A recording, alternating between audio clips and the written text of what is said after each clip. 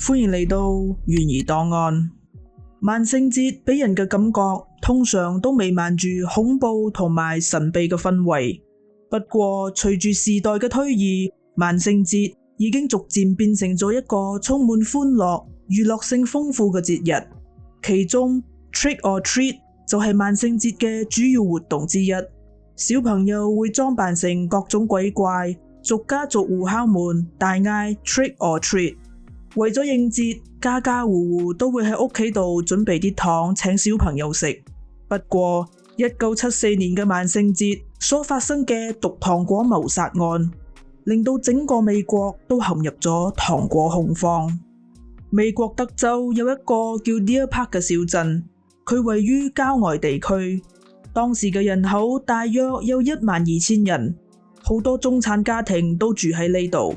本案嘅主角 Ronald 同埋妻子 Damien 同埋2個小朋友 Timothy 同埋 Elizabeth 就住喺呢度。Ronald 係一位驗光師，亦都係當地教堂嘅執事。佢係教堂嘅合唱團成員，亦都係當地校車服務嘅負責人。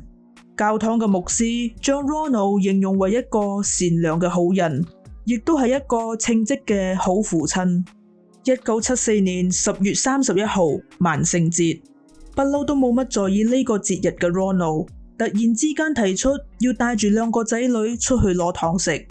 佢嘅鄰居 Jim 亦都帶住自己嘅2個仔女加入咗 Ronald。佢哋嚟到咗附近嘅住宅區，撳咗其中一戶人家嘅門鐘，但係冇人出嚟應門。等到唔耐煩嘅小朋友轉身就跑到去隔籬間屋撳門鐘。而 Ronald 就仲喺第一間屋出邊等待。大約1分鐘之後 ，Ronald 追上咗大隊，手入邊仲揸住5支巨型嘅 Pixie Sticks。Pixie Sticks 亦都叫做飲管糖，糖入面裝滿咗酸酸甜甜嘅糖分，好受小朋友嘅歡迎。Ronald 表示，頭先嗰位鄰居因為要去攞糖，所以搞咗咁耐先至出嚟開門。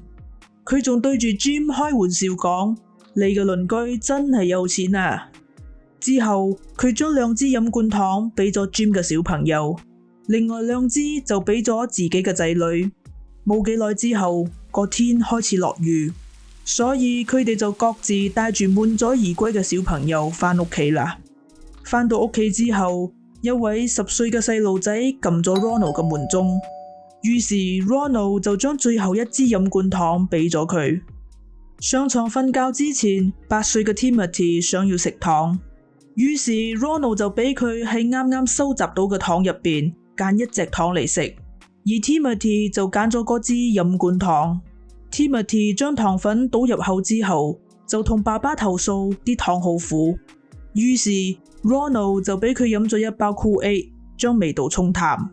冇幾耐之後，Timothy 就開始抱怨自己個肚好痛，之後佢開始嘔吐、抽搐、氣喘，最後仲暈咗。Ronald 即刻打電話叫救護車，可惜 Timothy 喺送院嘅1個鐘頭之後不治身亡。法醫喺為 Timothy 解剖嗰陣，聞到咗佢嘅口入面所散發出嘅苦杏仁味，呢個係氰化物中毒嘅特徵。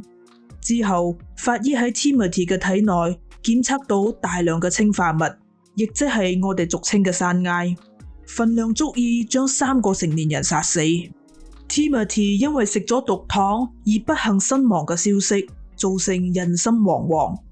當地嘅居民都唔敢再俾自己嘅小朋友食糖，佢哋亦都紛紛將自己嘅小朋友喺萬聖節當晚收集到嘅糖帶到警局，俾警方進行檢驗。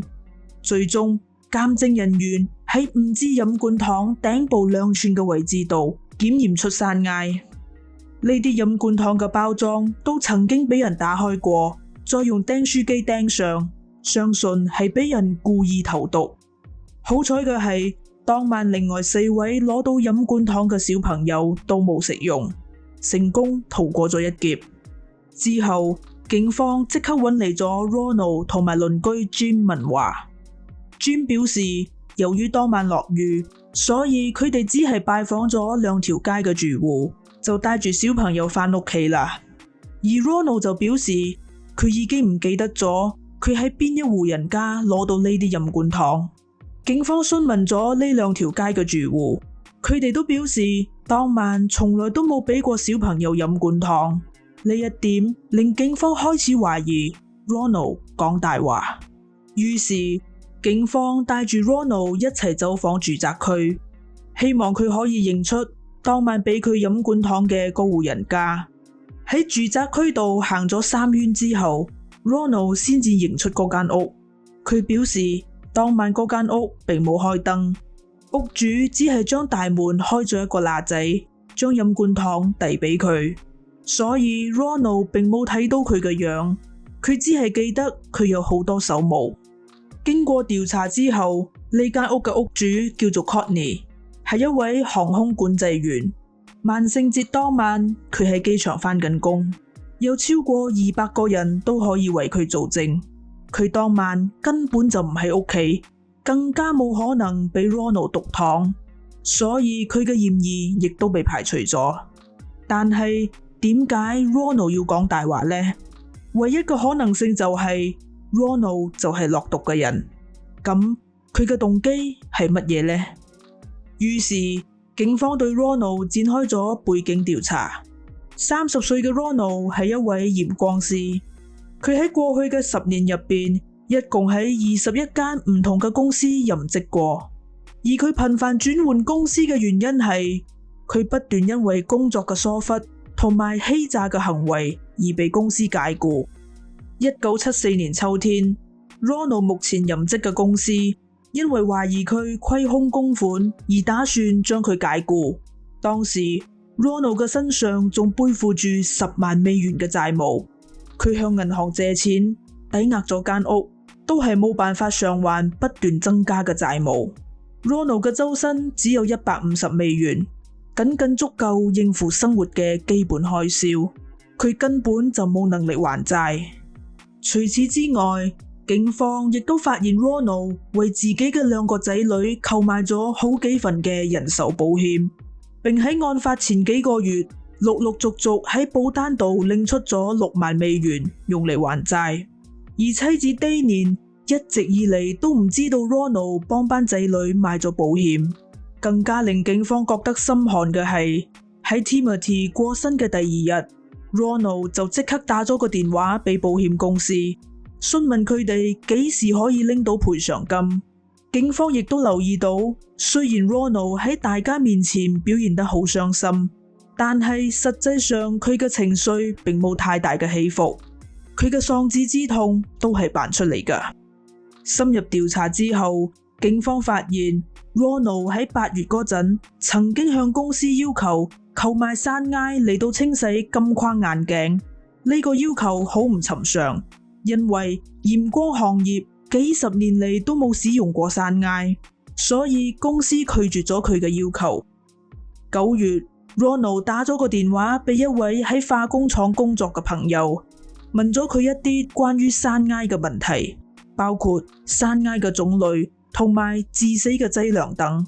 喺萬聖節前夕， Ronald 嚟到咗一間化學品商店購買山埃，店員話俾佢知購買嘅最少劑量為5磅。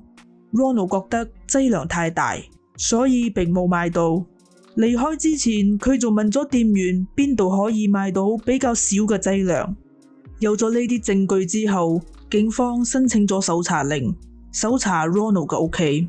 佢哋喺屋企度揾到咗一把摺刀同埋一把鉸剪，摺刀上殘留咗一啲糖粉，而鉸剪度就殘留咗少量嘅包裝紙碎，質地睇起嚟同飲管糖嘅包裝紙好似。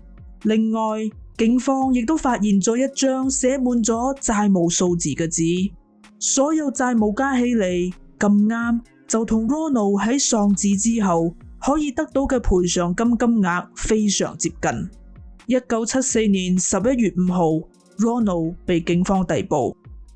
1975年5月5號本案正式開審。呢場審判亦都喺當時引起咗全國關注，媒體每日都喺度跟進報道，仲為 Ronald 取咗一個外號 The Candyman。由於警方一直都冇揾到證據證明 Ronald 確實購買咗山埃，所以佢亦都喺庭上否認咗所有控罪。控方傳召咗多位證人出庭作供，證明 Ronald 喺案發之前幾個月就開始對山埃產生咗濃厚嘅興趣。佢不斷咁同身邊嘅朋友同埋同事討論關於山埃嘅問題，包括邊度可以買到山埃，同埋山埃嘅致死劑量等。另外 Ronald 嘅親戚亦都有出庭作證，表示 Ronald 喺 Timothy 嘅喪禮度向佢哋提到，佢打算喺攞咗仔仔嘅保險金之後就放個長假去旅行，剩低嘅錢仲可以用嚟買其他嘢。Ronald 嘅妻子 Daniel 亦都成為咗控方證人，佢表示 Timothy 當晚並唔係自願要揀飲管糖嚟食噶，而係 Ronald 逼佢揀噶。